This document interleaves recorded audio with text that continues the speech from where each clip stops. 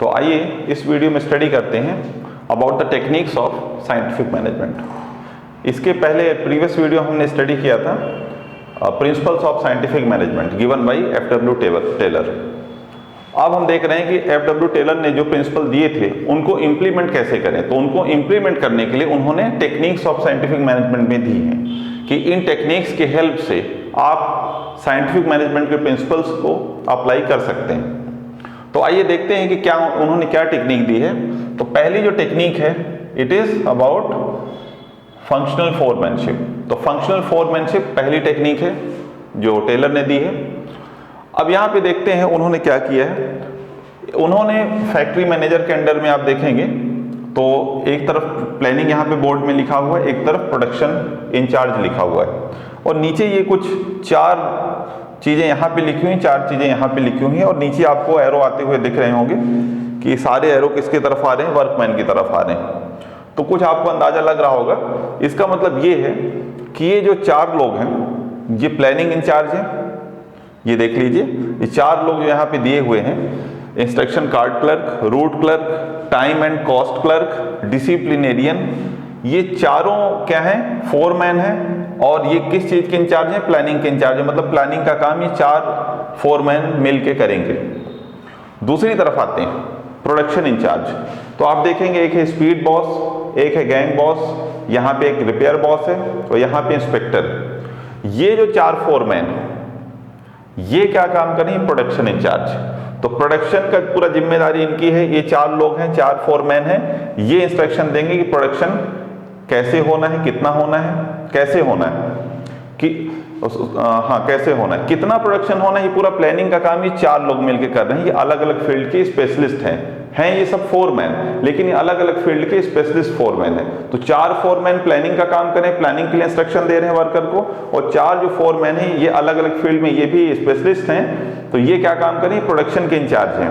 तो ये प्रोडक्शन के लिए इनको इंस्ट्रक्शन दे रहे हैं, किसको, वर्कर्स को। तो वर्कर को ऑर्डर या इंस्ट्रक्शन कहां से आ रहा है, 8 जगह से आ रहा है, मतलब 8 सोर्सेज से उसको इंस्ट्रक्शन या कमांड आ रही है। और इन सब के ऊपर कौन बैठा हुआ है, फैक्ट्री मैनेजर बैठा हुआ है। फैक्ट्री मैनेजर के अंडर में ही सब कुछ हो रहा है। लेकिन फैक्ट्री मैनेजर के अंडर में उसने क्या किया है, 2 डिपार्टमेंट अपने अंडर में बना दिए।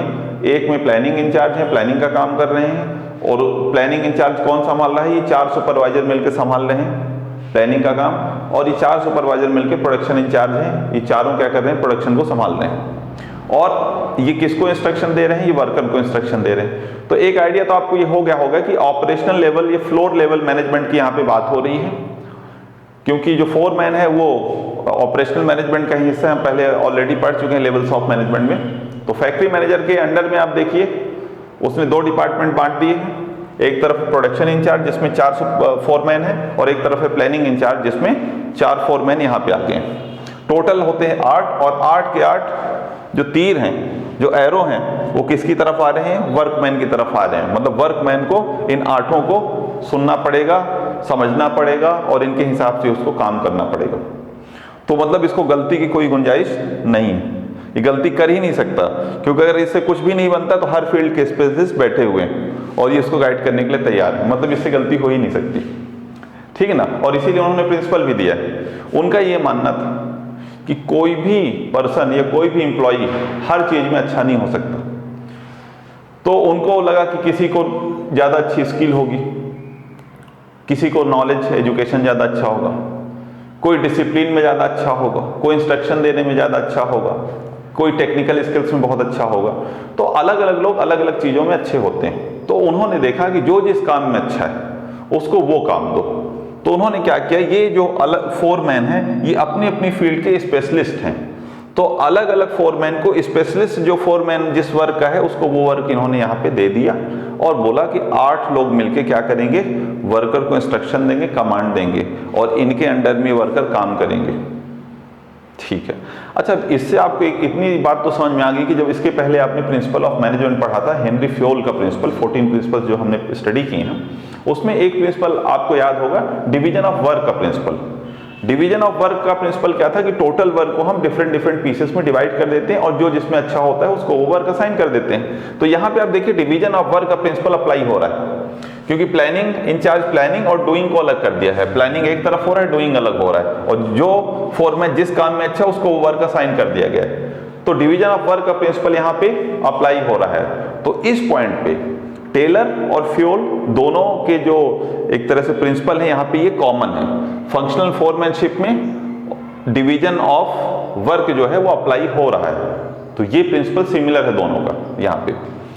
लेकिन एक प्रिंसिपल जो हेनरी फ्यूल ने दिया था वो यहाँ पे वायलेट हो रहा है, या उसका डायरेक्ट कॉन्ट्राडिक्शन है फंक्शनल फोरमैनशिप। और आपको याद होगा हमने स्टडी किया था यूनिटी ऑफ कमांड।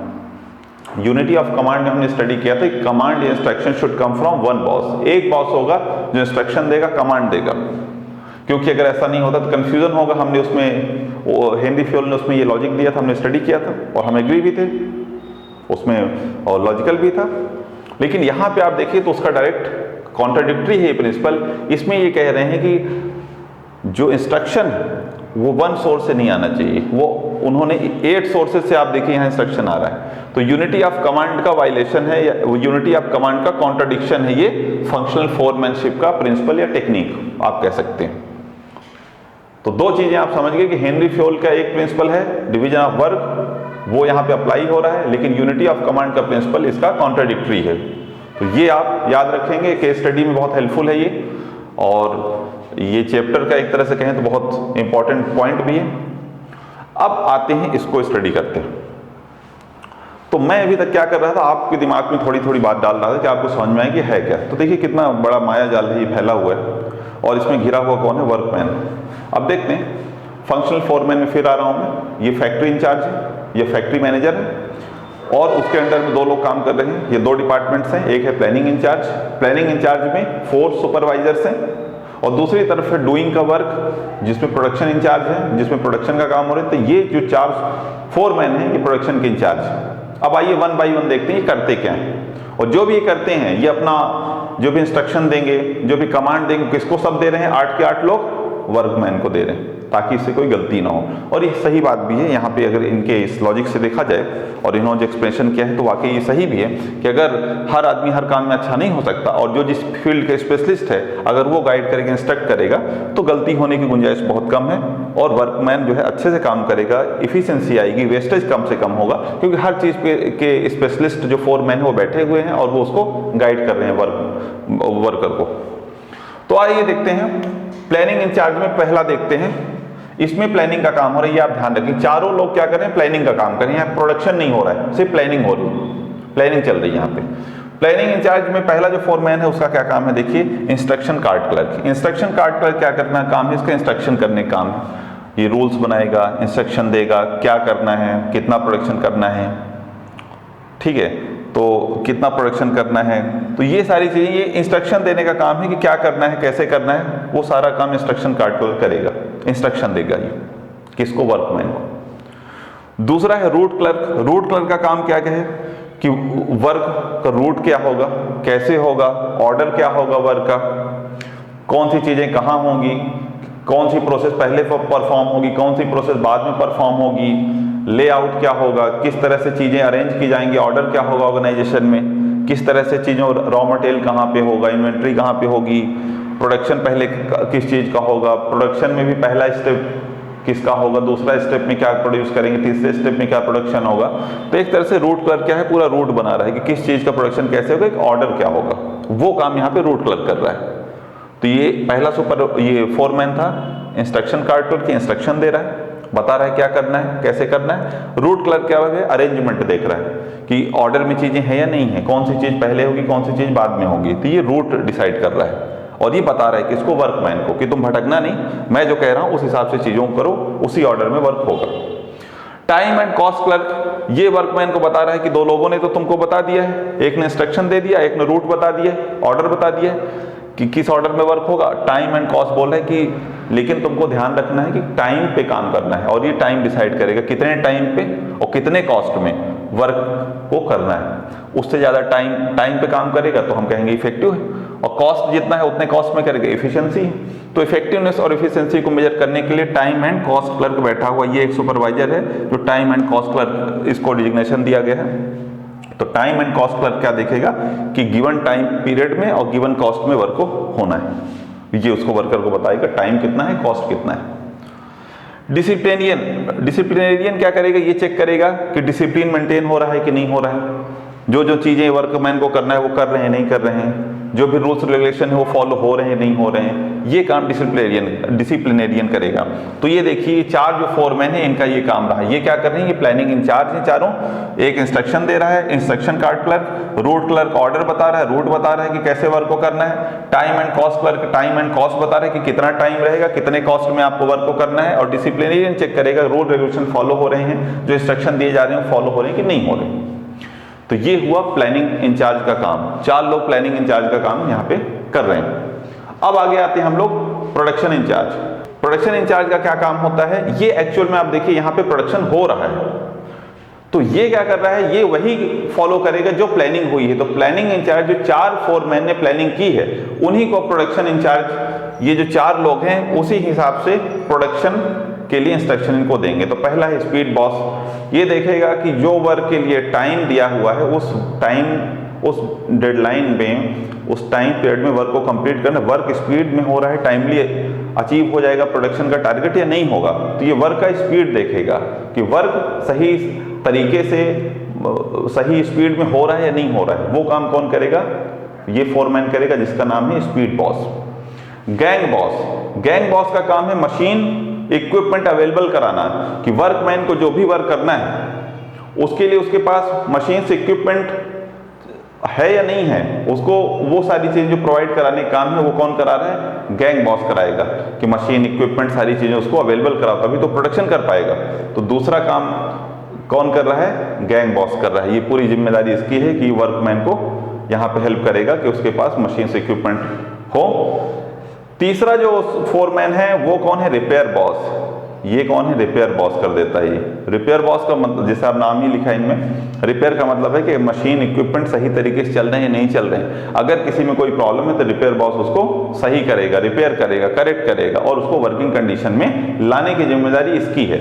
वर्कर को भी गाइड करेगा कि कैसे उसको यूज करना है, और अगर कहीं पे कोई दिक्कत है तो उसको गाइड करेगा कैसे ठीक कर सकते, नहीं है ठीक हो पा रहा है तो इसकी जिम्मेदारी रिस्पॉन्सिबिलिटी उसको मशीन को ठीक करे। तो ये मशीन प्रोवाइड करा रहा है, ये मशीन को ठीक कर रहा है, रिपेयर कर रहा है। इंस्पेक्टर चेक कर रहा है कि सब कुछ सही तरीके से हो रहा है या नहीं हो रहा है। तो ये क्या करेगा, इंस्पेक्ट करने का काम इंस्पेक्टर करेगा कि सब कुछ सही तरीके से हो रहा है या नहीं हो रहा है। तो ये देखिए, तो ये चार जो फोरमैन है ये प्लानिंग का काम देख रहे हैं, ये प्लानिंग कर रहे हैं और बता रहे हैं कि उसको क्या करना है, कैसे करना है, कब करना है, कितना करना है, कितनी यूनिट का प्रोडक्शन कैसे करना है, क्या ऑर्डर होगा।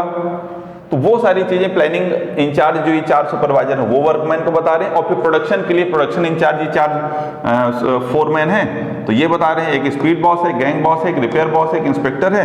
तो ये लोग हेल्प कर रहे हैं प्रोडक्शन में, एक्चुअल जो प्रोडक्शन हो रहा है। तो इस तरह से वर्कमैन 8 लोगों का इंस्ट्रक्शन फॉलो कर रहा है, और यहाँ गलती की गुंजाइश नहीं है क्योंकि सब अपनी अपनी फील्ड के एक्सपर्ट हैं, वो इनको गाइड कर रहे हैं। तो एक तरह से इसको अगर कोई प्रॉब्लम आती है उसका भी सोल्यूशन ये लोग दे रहे हैं, और अगर इसको कोई टेक्निकल इशू आ रहा है, मशीन नहीं मिल रहा, रॉ मटेरियल नहीं मिल रहा, तो उसका भी अरेंजमेंट ये जितने भी 8 फोरमैन ये देख रहे हैं। किसी को टेक्निकल नॉलेज चाहिए वो भी दे रहे हैं, और अगर कहीं पे कोई रुकावट होती है तो वो भी ये सब देख रहे हैं फोरमैन्स। तो वर्कमैन के लिए यहाँ पे आप देखें काम करना आसान हो जाता है और उसको कोई इशू नहीं होता है, और अगर उसको कोई प्रॉब्लम है, कोई डाउट है तो वो दूर होता है। तो इससे क्या होगा, वर्कमैन की इफिशिएंसी और इफेक्टिवनेस इंक्रीज होती है। तो ये रहा टेक्निक या प्रिंसिपल किसका, फंक्शनल फोरमैनशिप का प्रिंसिपल। अब ये फंक्शनल फोरमैनशिप के बाद स्टडी करते हैं हम second technique which is standardisation and simplification of work. Standardisation and simplification, ये देखिए दो अलग अलग चीजें। इसमें हम देखिए, पहले मैं आपको स्टैंडर्डाइजेशन समझा देता हूँ। इसका मतलब है कि कंपनी और फैक्ट्री को एक स्टैंडर्ड सेट करना है। तो स्टैंडर्ड हर चीज में होना चाहिए। स्टैंडर्ड की मशीन हो, इक्विपमेंट हो, रॉ मटेरियल हो। क्यों हो, ताकि जो गुड्स हैं वो स्टैंडर्ड के मैन्युफैक्चर हो, क्वालिटी क्वांटिटी दोनों स्टैंडर्ड की हो, वर्किंग कंडीशन स्टैंडर्ड की हो, अच्छी वर्किंग कंडीशन हो, लाइट हो, वेंटिलेशन हो, प्रॉपर टेम्परेचर हो। तो आप देखिए जो वर्क लाइफ है वो भी स्टैंडर्ड की हो, जो मशीन इक्विपमेंट है वो भी स्टैंडर्ड के हों, जो रॉ मटेरियल है वो भी स्टैंडर्ड का हो, क्वालिटी और क्वांटिटी भी स्टैंडर्ड की हो, और जो वर्किंग आवर है वो भी स्टैंडर्ड का हो, और जो वर्क उसमें कर रहा है वर्कर या लेबर या एम्प्लॉई, उसका जो एक तरह से आउटपुट रेट है वो भी एक तरह से स्टैंडर्ड का होना चाहिए। मतलब एक गिवन टाइम पीरियड में उसको जितना already fixed number of unit उसको प्रोड्यूस करनी है उसको भी उस स्टैंडर्ड पे काम करना चाहिए, ताकि मशीन्स और जो रिसोर्सेज हैं, ह्यूमन रिसोर्स हो या मशीन एंड इक्विपमेंट हो, रॉ मटेरियल्स हो, सबका कैसा हो, ऑप्टिमाइजेशन हो सके। इसलिए उन्होंने स्टैंडर्डाइजेशन की बात की कि हमको क्या करना है, स्टैंडर्ड इन्वायरमेंट देना है, प्रोडक्शन टेक्निक देनी है, इनपुट देना है ताकि स्टैंडर्ड का आउटपुट आ सके, और जो वर्क कर रहे हैं एम्प्लॉई उनका भी क्या होना चाहिए, एक स्टैंडर्ड होना चाहिए वर्क का, उनको एक टाइम लिमिट होनी चाहिए और एक गिवन टाइम पीरियड में एक स्टैंडर्ड आउटपुट या यूनिट उनको प्रोड्यूस करना है। अगर वो स्टैंडर्ड को फॉलो कर रहे हैं तो अच्छी बात है, और अगर वो स्टैंडर्ड वर्कर या एम्प्लॉय नहीं फॉलो कर रहे हैं तो फिर क्या करना चाहिए, उसको चेक करना चाहिए, इंस्पेक्शन करना चाहिए और करेक्टिव मेजर्स लेने चाहिए। और ये स्टैंडर्ड हम कैसे फिक्स कर रहे हैं, स्टैंडर्ड हम एनालिसिस कर रहे हैं, एक गिवन टाइम पीरियड में कौन कितना वर्क कर सकता है और उसके बेस में स्टैंडर्ड फिक्स किया जाता है कि गिवन टाइम पीरियड में कितने यूनिट का प्रोडक्शन होना चाहिए, और अगर हो रहा है तो अच्छी बात है, नहीं हो रहा है तो करेक्टिव मेजर्स लेना है उसको चेक करने के बाद। ये आता है स्टैंडर्डाइजेशन में। सिंप्लीफिकेशन ऑफ वर्क का मतलब हुआ वर्क को सिंप्लीफाई करना, जो भी प्रोडक्शन हो रहा है कंपनी में, तो अननेसेसरी जो वर्क है उसको अवॉइड करना है, अननेसेसरी जो साइज है उसको हटाना है, अननेसेसरी जो वैरायटी है जो हमने प्रोडक्ट को डाइवर्सिफाई किया है वो हटाना है। जैसे यूनिलीवर का एग्जांपल हम लेते हैं, यूनिलीवर ने क्या किया कि उसने सिंप्लीफिकेशन ऑफ वर्क का जो ये टेक्निक है इसको अप्लाई किया। इसके पहले बहुत वैरायटी के उसके सोप आते थे जिनसे उनको कुछ खास प्रॉफिट नहीं हो रहा था। हो क्या रहा था, रॉ मटेरियल यूज हो रहे थे, और क्या हो रहा था, इन्वेंट्री में पड़े खराब होते थे, और क्या हो रहा था, जो उसमें मैन पावर या मटेरियल लगा वो भी यूज नहीं हो रहा था, डिमांड उनकी कम थी, और इससे क्या हो रहा था कि फुलर यूटिलाइजेशन ऑफ रिसोर्सेज नहीं हो पा रहा था। तो उन्होंने क्या किया कि अननेसेसरी जो वैरायटी थी, जो भी डाइवर्सिफाई किया था, अलग अलग वैरायटी के जो सोप निकाले, प्रोडक्ट निकाले, जो सेल नहीं हो रहे थे उनको उन्होंने बंद कर दिया, और जो सिर्फ जिनकी डिमांड अच्छी थी मार्केट में सिर्फ उनको उन्होंने कंटिन्यू किया, तो इससे उनको अच्छा प्रॉफिट होने लगा। तो इस तरह से देखिए सिंप्लीफिकेशन का मतलब है अननेसेसरी जो हमने वैरायटी और डाइवर्सिटी, आइटम, साइज प्रोडक्ट के हम चला रहे हैं और जिनमें हमको डिमांड नहीं मिली उनको हटा दें, जिनकी डिमांड है और जिनसे हमको प्रॉफिट हो रहा है उनको कंटिन्यू करना है, और स्टैंडर्ड का हमारा वर्क इन्वायरमेंट होना चाहिए, प्रोडक्शन टेक्निक होनी चाहिए, आउटपुट होना चाहिए, मशीन इक्विपमेंट होने चाहिए। तो ये इन्होंने दूसरी टेक्निक में बताया। पहली तो हम पहले ही कर चुके हैं, ये है standardisation and simplification of work. तीसरे में चलते हैं, थर्ड इज मेथड स्टडी। तो अब मेथड स्टडी में हम क्या स्टडी कर रहे हैं कि जो हमारा प्रोडक्शन का मेथड होना चाहिए वो कैसा होना चाहिए। तो मेथड स्टडी में हम क्या करेंगे, we will find the best method. तो यहाँ पे हम, जैसे कि पहले ही मैंने बताया था, टेलर ये मानते थे कि हर काम को करने का एक बेस्ट वे होता है। तो मेथड स्टडी में भी हम क्या करेंगे, बेस्ट वे फाइंड करेंगे जो कि जिससे कि हमारा एक तरह से रिसोर्सेज का ऑप्टिमाइजेशन होगा, वेस्टेज मिनिमम होगा, और कम से कम रिसोर्सेज में हम ज़्यादा से ज़्यादा या तो प्रोडक्शन या सेटिस्फैक्शन डिराइव कर सकें। तो इस तरह से बेस्ट वे फाइंड आउट करना है किसमें, मेथड स्टडी में। फॉर एग्जांपल अगर कार मैन्युफैक्चर करनी है तो उसका प्लांट का लेआउट क्या होगा, डिज़ाइन क्या होगा, और किस ऑर्डर में प्रोडक्शन प्रोसेस होगी, पहले क्या प्रोड्यूस करना है, रॉ मटेरियल कैसे अरेंज करना है, इन्वेंट्री कैसे मैनेज करना है। तो ओवरऑल जो प्लांट का लेआउट है, डिज़ाइन है, उसको इस तरह से मैनेज करना है कि वेस्टेज कम से कम हो और रिसोर्सेज का ऑप्टिमम यूटिलाइजेशन हो सके। तो इस तरह से उन्होंने क्या किया, best possible way find out करना है प्रोडक्शन के लिए, जो जिससे ऑप्टिमाइजेशन ऑफ रिसोर्सेज हो सके। ये है मेथड स्टडी। नेक्स्ट आते हैं मोशन स्टडी।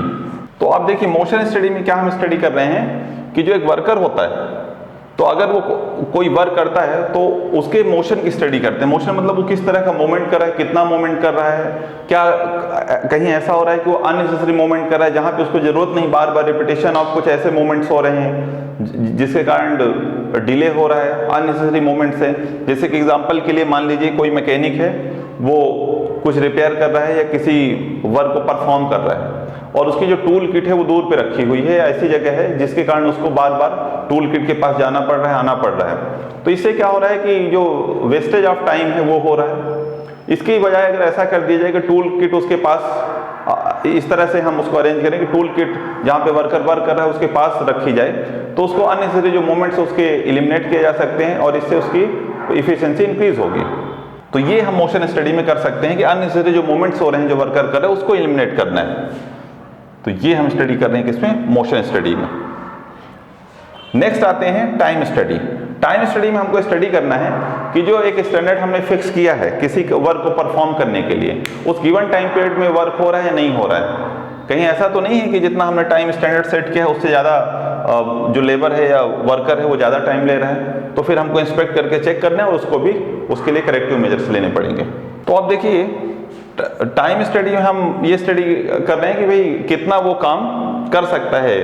एक स्टैंडर्ड का वर्क, एक एवरेज जो हम स्किल्ड वर्कर रखते हैं, तो वो एक गिवन टाइम पीरियड में कितना वर्क कर सकता है, उसके हिसाब से ये हमको जानना क्यों जरूरी, कि उसके हिसाब से हम मैनेज कर सकते हैं कि हमको रॉ मटेरियल कितना लगेगा, कितना आउटपुट हो सकता है, कितना कॉस्ट आ सकता है गिवन टाइम पीरियड में। और एक तरह से हमको ओवरऑल जो आपका जो आउटपुट है और उसमें जो फाइनेंसेस लग रहे हैं उनकी एक तरह से उनका भी आपको एक एनालिसिस करने में हेल्प होती है। तो ये हम कर रहे हैं टाइम स्टडी में। नेक्स्ट चलते हैं फटीग स्टडी में। अब देखिए ये बात तो सच है कि जो मैनेजमेंट है वो चाहता है ज़्यादा से ज़्यादा प्रोडक्शन हो और वर्कर ज़्यादा से ज़्यादा काम करे, लेकिन ये भी सच है कि वर्कर के भी काम करने की एक लिमिट होती है और एक लिमिट में जाके क्या हो जाता है वो उसको भी फटीग महसूस होता है, वो भी थकता है। तो उसके लिए उन्होंने क्या किया, उसकी भी स्टडी उन्होंने कहा कि करनी चाहिए कि एक वर्कर कितना काम कर सकता है और इसका भी एक टेक्निकल एक साइंटिफिक एनालिसिस होना चाहिए कि एक वर्कर कितना टाइम लगातार काम कर सकता है, कितने टाइम के बाद उसको रेस्ट चाहिए, उसके बाद वो कितना काम कर सकता है। और ये हमको स्टडी इसलिए करनी चाहिए क्योंकि अगर लगातार कोई वर्कर कंटिन्यूसली वर्क करता है तो उसकी इफिशियंसी कम होती है। तो अगर वर्कर की इफिशियंसी कम होगी तो एक तरह से ऑर्गेनाइजेशन की इफिशियंसी भी कम होगी, अगर मास लेवल में वर्कर्स की इफिशियंसी कम हो रही है ऑर्गेनाइजेशन में। इसलिए फटीग स्टडी बहुत इंपॉर्टेंट है, पता करना कि कितने टाइम बाद वर्कर को रेस्ट चाहिए ताकि वो फिर से अच्छी इफिशियंसी के साथ काम कर सके, क्योंकि ऑर्गेनाइजेशन का ऑब्जेक्टिव है क्या, इफेक्टिवनेस और इफिशियंसी। तो इफिशियंसी जरूर होनी चाहिए। तो इसीलिए फटीग स्टडी हमको इसमें हेल्प करती है कि कैसे हम ऑर्गेनाइजेशन में इफिशियंसी को मेंटेन कर सकते हैं। हमको ये भी पता करना पड़ सकता है कि भाई वर्कर को फटीग क्यों हो रहा है, क्या इश्यूज हैं, और उसको फिर हमको रिजॉल्व करना है। तो देखना है कि एक वर्कर कितना काम कर सकता है, तो एक स्टैंडर्ड हमको उसमें फिक्स करना है। अब देखिए ये जो चार चीज़ें हमने पढ़ी हैं अभी, एक हमने मेथड स्टडी पढ़ा, मोशन स्टडी पढ़ा, टाइम स्टडी पढ़ा, फटीग स्टडी पढ़ा। ये चारों के चारों कितने आते हैं, वर्क स्टडी में आते हैं। तो ये एक्चुअल में देखिए वर्क स्टडी हो रहा है कि वर्क करने की मेथड क्या होनी चाहिए। मोशन स्टडी कर रहे हैं कि अननेसेसरी मोमेंट्स तो नहीं हो रहे हैं, जिनको एलिमिनेट कर सकते हैं कर देंगे, उससे एफिशिएंसी बढ़ती है। टाइम स्टडी कर रहे हैं कितना टाइम लग रहा है, स्टैंडर्ड टाइम कितना होना चाहिए। फटीग स्टडी कर रहे हैं कि भाई कितनी देर में कोई थकता है, तो हमको उसको अगर ज़्यादा देर तक काम करा रहे हैं तो हमको उसको रेस्ट देना चाहिए फिर। तो ये चारों जो इनकी टेक्निक हैं ये आती वर्क स्टडी में आती हैं और इनको सेपरेट अलग अलग हमने स्टडी किया। नेक्स्ट जो टेक्निक है, लास्ट जो 7th टेक्निक इन्होंने दी, टेलर ने, वो दी इन्होंने differential piece of wage system. Differential piece of wage system का मतलब ये हुआ कि सबको एक जैसी सैलरी, सबको एक जैसा वेजेस नहीं मिलना चाहिए। वेजेस और salary should be based on their performance, और इसी से आइडेंटिफाई होगा कौन इफिशिएंट है कौन इनइफिशिएंट। जो इफिशिएंट है उसको ज़्यादा वेजेस मिलने चाहिए, सैलरी मिलनी चाहिए, जो इनइफिशिएंट है उसको कम सैलरी मिलनी चाहिए। इससे होगा क्या कि जो ज़्यादा काम करेगा उसको ज़्यादा इनकम हो रही है और जो कम काम करेगा उसे कम इनकम होगी या उसको कम सैलरी मिलेगी। तो इससे जो कम काम कर रहे हैं वो मोटिवेट होगा कि मैं और काम करूं, और जो ज़्यादा काम करेगा उसके लिए भी मोटिवेशन है कि ज़्यादा काम करने से उसको रिकॉग्निशन मिल रहा है, उसको ज़्यादा सैलरी मिल रही है। तो ये एक तरह से sense of motivation, sense of encouragement का भी काम करेगा और इफिशिएंट इनइफिशिएंट में डिफरेंशिएट भी करने का काम करेगा। तो इसलिए टेलर ने कहा कि सबको एक जैसी सैलरी नहीं देनी चाहिए, सैलरी उनके वर्क परफॉर्मेंस पे बेस्ड होनी चाहिए। वो जिस तरह का वर्क करते हैं, जो जितना वर्क करे, जो जितना एफिशिएंसी से काम करे, तो उस हिसाब से उसको हमको क्या करना चाहिए, सैलरी देनी चाहिए। इसीलिए उन्होंने 7th जो टेक्निक दी है, प्रिंसिपल दिया, that is differential piece of wage system. तो इस तरह से टेक्निक्स ऑफ साइंटिफिक मैनेजमेंट भी यहाँ पे एंड होती हैं। हमने इस तरह से कंप्लीट किया। तो ये एक तरह से आपका 2nd चैप्टर भी यहाँ पे कंप्लीट होता है। हमने प्रिंसिपल्स ऑफ मैनेजमेंट का मीनिंग पढ़ा, फीचर्स पढ़े, इंपॉर्टेंस पढ़ा, हमने 14 principles of management given by Henry Fayol पढ़े, हमने 4 principles given by F W. Taylor study किया, और हमने 7 जो टेक्निक्स ऑफ साइंटिफिक मैनेजमेंट है गिवन बाय टेलर वो भी हमने स्टडी किया। हमने साथ में ये भी डिस्कस किया कि किस तरह से हेनरी फ्योल और एफ.डब्ल्यू. टेलर के जो प्रिंसिपल हैं उनमें कहाँ डिफरेंसेस हैं और कहाँ वो सिमिलर हैं। तो हमने पाया कि फंक्शनल फोरमैनशिप में डिवीजन ऑफ वर्क का जो principle given by Henry Fayol वो फंक्शनल फोरमैन में भी अप्लाई हो रहा है जिसको टेलर ने दिया है, और फंक्शनल फोरमैन का जो प्रिंसिपल है वो कॉन्ट्राडिक्टरी है यूनिटी ऑफ कमांड के प्रिंसिपल से जिसको फ्योल ने दिया था। तो इस तरह से हम दोनों के बीच में डिफरेंस भी हमने देखा इस वीडियो में। एक और बात आपको यहाँ पे समझ में आई होगी कि जो टेलर ने प्रिंसिपल दिए, तो टेलर के जो प्रिंसिपल हैं वो प्रोडक्शन प्रोडक्टिविटी को बढ़ाने पे ज़्यादा एम्फेसिस कर रहे हैं, ये ऑपरेशनल मैनेजमेंट पे ज़्यादा फोकस कर रहे हैं, फ्लोर लेवल पे या जो एक्चुअल जहाँ पे प्रोडक्शन हो रहा है वहाँ पे ज़्यादा फोकस है। और जो टेलर के प्रिंसिपल हैं ये आपने एक चीज़ और इसमें देखी होगी कि ये लेस फ्लेक्सिबल है, उतने फ्लेक्सिबल नहीं जितने फ्योल के प्रिंसिपल फ्लेक्सिबल हैं, क्योंकि ये एक तरह से देखें तो ये ऑपरेशनल मैनेजमेंट में आप इसको अप्लाई कर रहे हैं। तो वहाँ पे उन्होंने टेक्निक भी दी उसके लिए और प्रिंसिपल भी दिए हैं जो कि ज़्यादा अप्लीकेबल हैं ऑपरेशनल मैनेजमेंट में। वहीं फ्योल ने जो प्रिंसिपल दिए वो टॉप मैनेजमेंट के पर्सपेक्टिव से दिए हैं और वो ज़्यादा फ्लेक्सिबल हैं, लेकिन दोनों प्रिंसिपल अपनी जगह अच्छे हैं और दोनों प्रिंसिपल के अपने अपने मेरिट्स हैं और दोनों एप्लीकेबल हैं, ऑर्गेनाइजेशन सिचुएशन पे डिपेंड करता है। तो जहाँ पे जो सिचुएशन अच्छी होती, जहाँ पे जो प्रिंसिपल ज़्यादा सूटेबल होते हैं वहाँ पे वो अप्लाई किए जा सकते हैं।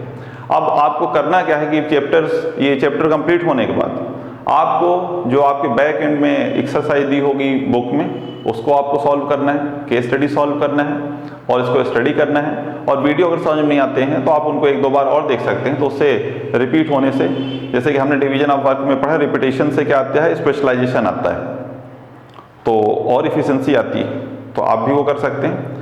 एक बात और, बहुत सारे लोग ऐसे ही मेरे स्टूडेंट्स जो हैं उनके लिए बोल रहा हूँ, और जो स्टूडेंट्स नहीं हैं लेकिन वीडियो देख रहे हैं और स्टूडेंट बन रहे हैं उनके लिए बोलूँगा कि आप चैनल को सब्सक्राइब करिए, क्योंकि कई बार क्या होता है मैं नई वीडियो भेजता हूँ तो शायद आपको मिल नहीं पाते फिर, इसलिए आप सब्सक्राइब करिए चैनल को और स्टडी करिए।